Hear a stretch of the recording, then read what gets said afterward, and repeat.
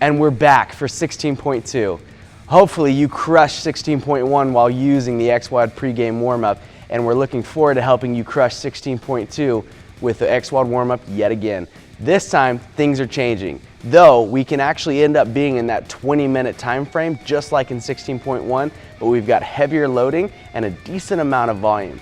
So as you all know, in 16.2, we've got 25 toes to bar, 50 double unders, and then we have our squat cleans. Now, depending on what round you're in, depends on how many squat cleans you're hitting. And on top of that, we've got an increased load, or the load's very progressive as we go through all the rounds.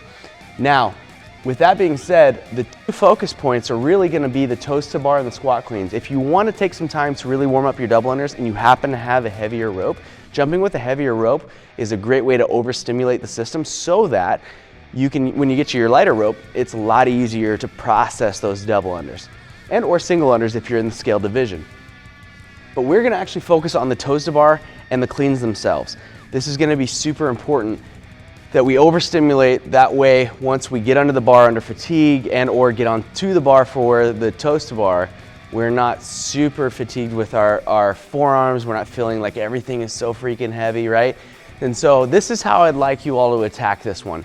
We're gonna treat it very similar to the workout itself in that we're gonna have up to 5 rounds. Now remember, the rule here is always, if it starts to feel like work, shut it down, turn it off, move on, right? Rest, recover, and get ready for the WOD itself.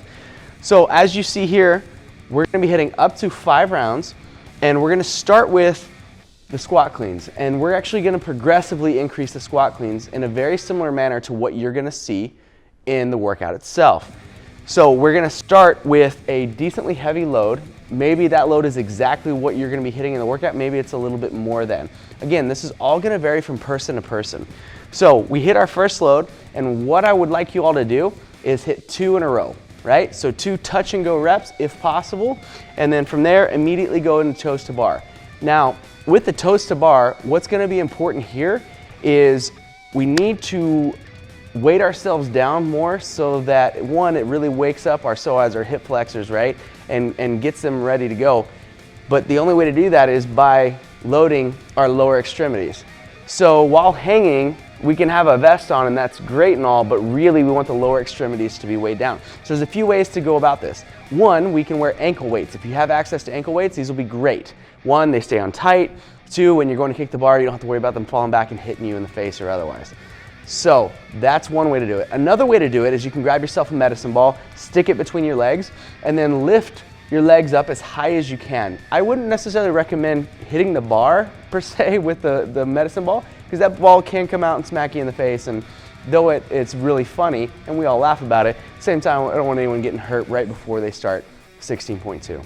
We've got squat clean into our toes to bar and then into our rest for up to 5 sets. Again, only going as far as doesn't make it feel like you're actually doing a whole lot of work or you're actually sweating or really having to put effort into it. So we're gonna be going through it that way. We wanna be smart about this. We want to take our time, make sure we take adequate rest in between each set. Don't rush it, it's not Fran. We wanna be smart here. It's all about efficiency. Other than that, we wish you all good luck. We wanna see you out there crushing it. Hashtag us, let us know that you did awesome with the pregame warm-up and how much it helped you. You can hashtag XWOD pregame warm-up, and you can also hashtag XWOD warm-up. All right, good luck on 16.2. We'll see you for 16.3.